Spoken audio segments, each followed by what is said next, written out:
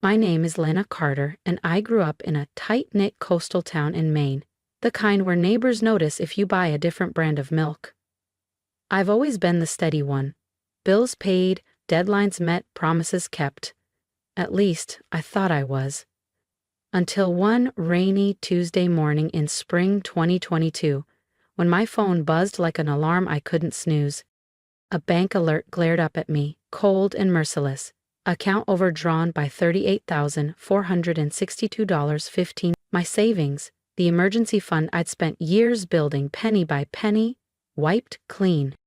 I stared, waiting for the numbers to shift, hoping it was some cruel glitch. But no. My parents had used my credit card to buy a brand new SUV and a vintage Harley, leaving me with exactly $14.27 in my checking account. I let out a laugh, short, sharp, hollow, not because it was funny, but because it was the very card I'd given them for emergencies only. I guess in their world, a shiny motorcycle qualified. Chaos wasn't new to me. My dad lost his fishing boat when I was 8, and instead of getting another job, he buried himself in bar tabs and tall tales about one big win on the horizon. My mom, quick with a smile and quicker with tears, had a talent for charming shop owners into forgiving late bills. By 16, I was bussing tables at Harbor Grill, handing my paycheck straight to the electric company after Dad's debts swallowed our savings. Still, I loved them. I helped when I could. I worked through community college, landed a job as a junior financial planner in Portland, and became the responsible one. When Mom's credit collapsed, I co-signed their mortgage. When my brother's car died, I covered the repairs. I thought, that's what family did, carry each other. But staring at my empty account that morning, I realized I wasn't carrying them. They were bleeding me dry. My hands trembled as I called Dad. He answered on speaker, music thumping in the background. Mom's laugh, loud and sharp, cut through the noise. "Dad, something's wrong," I said, my voice tight. "My account's maxed out. Did something happen?" A pause. Then his voice, annoyed, like I'd ruined his day. "Lena, don't make this a big deal. Your mom had hospital bills. Your brother needed his truck fixed, and the mortgage was late. We took care of it. Why didn't you ask me?" I whispered. He snorted. "Ask? Your family. You owe us." Then Mom's voice, mocking, almost amused. "What were you gonna do with that money, Lena? Buy yourself a fancy cake for your 29? My 29th birthday. I'd nearly forgotten it was that week, but they hadn't. Apparently, they'd decided to celebrate by draining my account. The realization hit me like a slap. "Don't call me again," I said, my voice steady despite the knot tightening in my chest. Then I hung up, their laughter still echoing through the line. That was the last gift they gave me. Not love, not an apology, but silence. Heavy, ugly silence that made the truth impossible to ignore. I didn't cry. I got to work. By noon, I was logged into every account I had, methodically severing the ties that bound me to them. The mortgage? In my name because Mom's credit score was in the basement. I called the lender and initiated foreclosure proceedings in her name, removing myself as co-signer. My brother's truck? Repossessed the next day when I stopped making the payments. I filed disputes with the bank, flagged the vehicle and motorcycle charges as unauthorized, and froze my credit. Every shared plan, phone, Netflix, utilities, gone. I cut them off completely. They'd always counted on me being the good daughter, the reliable safety net who would fix their messes. But that morning, I decided I wasn't their daughter anymore. I was done being their ATM with a heartbeat. By the next morning, my phone lit up like a Christmas tree. Missed calls, voicemails, text messages. My parents, my brother, even my cousin Riley. Some were angry. "Lena, what's going on? The truck's gone." Some were sugar-coated. "Honey, the bank says the mortgage is defaulting. Just talk to us." I didn't answer any of them. I was too busy cutting every last cord they'd tied around me. I changed every password. I canceled the family phone plan I'd been paying for since college. I shut down the streaming accounts they used like it was their birthright. I even disconnected the gas bill, one they could only keep because it was in my name. It wasn't cruelty, it was survival. Growing up, I thought love meant sacrifice. At 16, I'd come home from the diner to find eviction notices on the door. Mom would cry. Dad would make empty promises to fix it. But I'd be the one slipping cash into the electric company's drop box, so we wouldn't sit in the dark. When I landed my analyst job, they didn't congratulate me, they asked for loans that never came back. My brother, who preferred tinkering with his truck over holding a steady job, started calling me the bank, like it was some family joke. But that morning, with my account in the red, the joke ended. By the afternoon, I'd called every bank, every company, every agency linking me to them. I removed myself as co-signer on Mom's unfinished community college loan, the one she'd taken out to get her degree, but abandoned halfway through. I'd been covering the payments for years without complaint. That same afternoon, I emailed my lawyer, cutting all shared responsibilities, even the power of attorney they'd guilted me into signing after Dad's minor surgery last year. No screaming, no dramatic showdown. Just quiet, deliberate steps. I wasn't running on anger anymore, I was running on clarity. They had taken nearly $38,500 from me without hesitation, and I was reclaiming my life with the same precision. No apologies, no explanations. Later that day, my phone buzzed with a text from Riley, my cousin and the unofficial family messenger. "Did you really shut off their gas? It's still in the 40s here, Lena. They're freaking out." I stared at the screen, thumb hovering over the keyboard. Riley had always been caught between siding with my parents and feeding me updates when things got messy. I typed back. I didn't shut it off, I just stopped paying for it. The typing dots blinked, then vanished. No reply. That silence was heavier than their yelling. But it didn't break me. I was busy building something new, a life where I wasn't the one holding their world together. Then came the knock. Through the peephole, I saw Dad pacing my porch, red-faced like the salt air itself had boiled him. Mom stood beside him, wrapped in her leopard print scarf, tears as loud as the doorbell. "Lena, open the door," she called. "You're ruining everything," Dad barked. Mom's voice cracked into something sharper. "We trusted you. How could you do this to us?" I sat on my couch, sipping coffee from a chipped mug they'd given me years ago. It read, "One daughter." I almost laughed at the irony. For 10 solid minutes they banged, pleaded, and threatened. But I didn't move. Their chaos wasn't mine anymore. That night, I saw Mom's Facebook post. "The ones you love most cut the deepest." Her friends piled on, calling me selfish, ungrateful, saying I owed them for everything they'd done. Owe them? I'd paid for their groceries, covered medical bills, kept the lights on, even paid for vacations they claimed were gifts from friends. And my birthdays? The only celebration was whatever they charged to my card. I didn't reply. I didn't need to. I was too busy building walls they couldn't scale. Walls made of self-respect instead of guilt. That week, I started therapy. "When did you first feel responsible for your parents?" my therapist asked. I didn't have to think. When I was 16, I said, Mom was sobbing over a shut-off notice, and I handed over my diner paycheck to keep the heat on.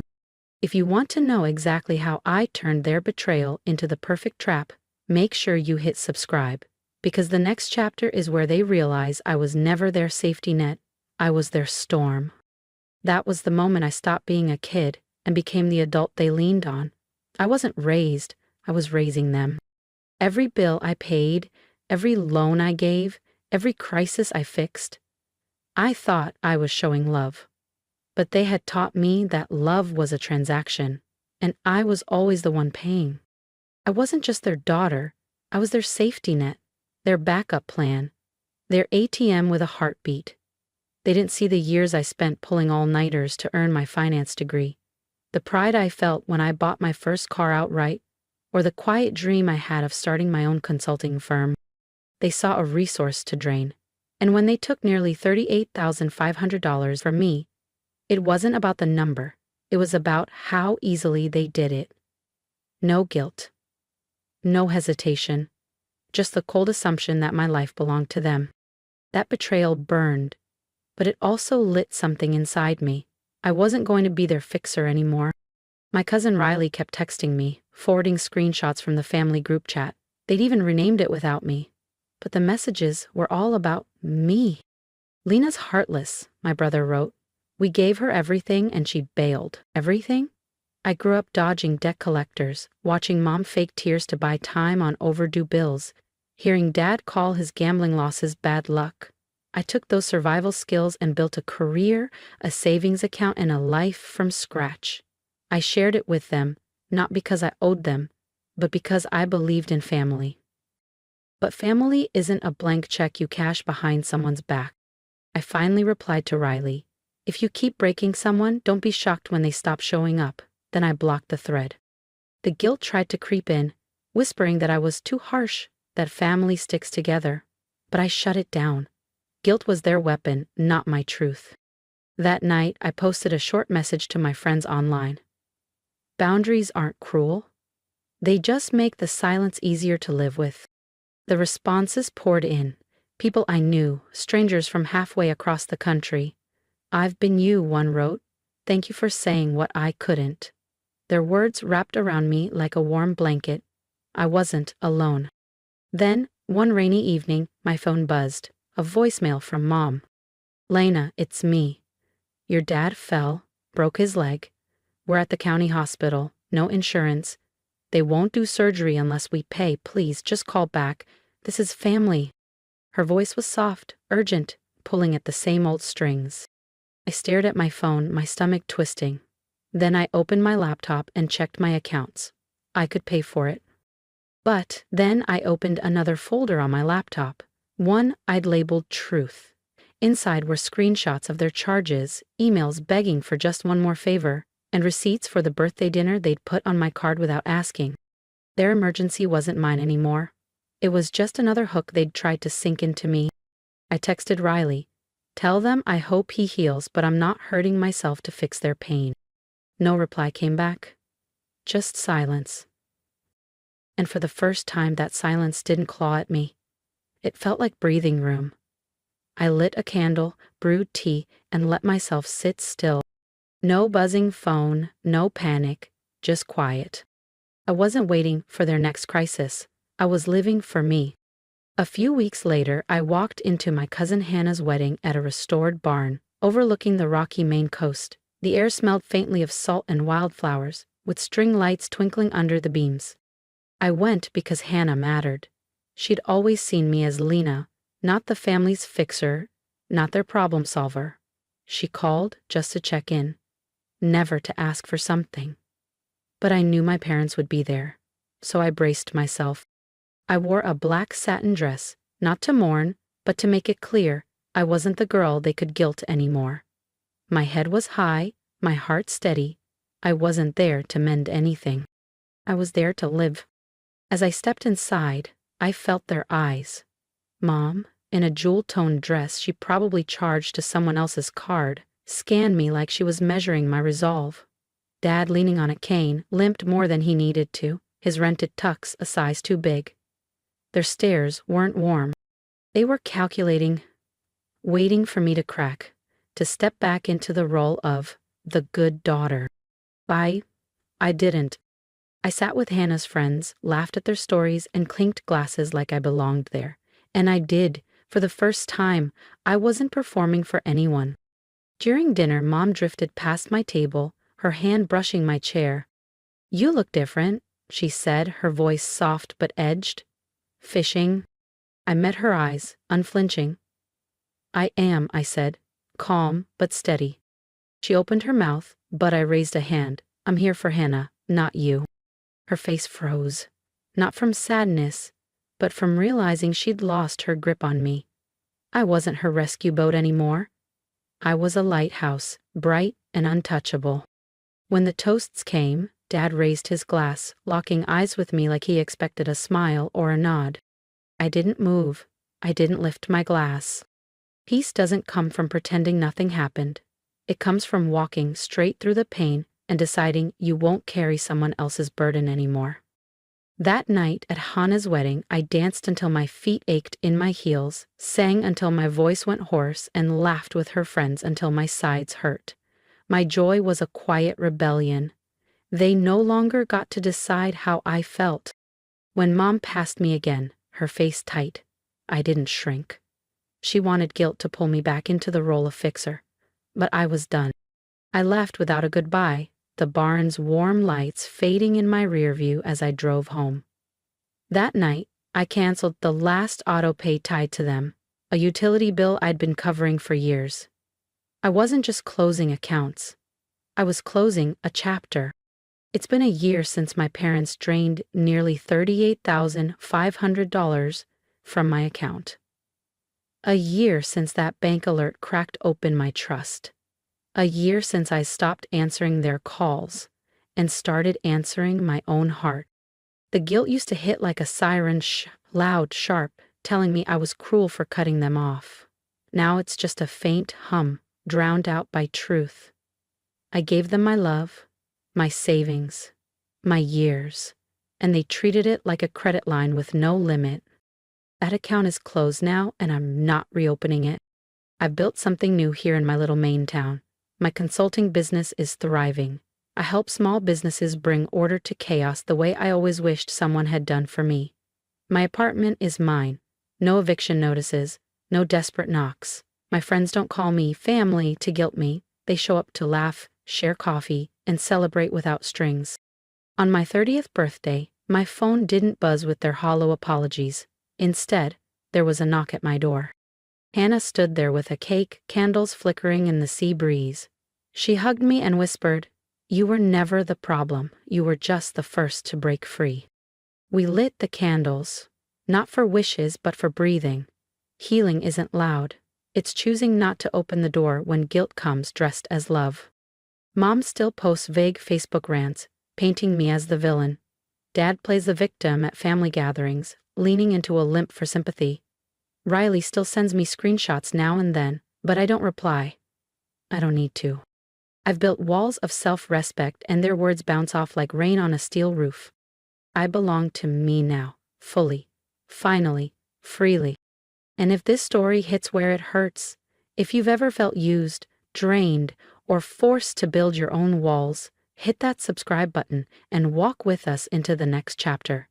Every story we share is another brick in the life you're building for yourself. Keep going. I'll meet you where the light shines brightest.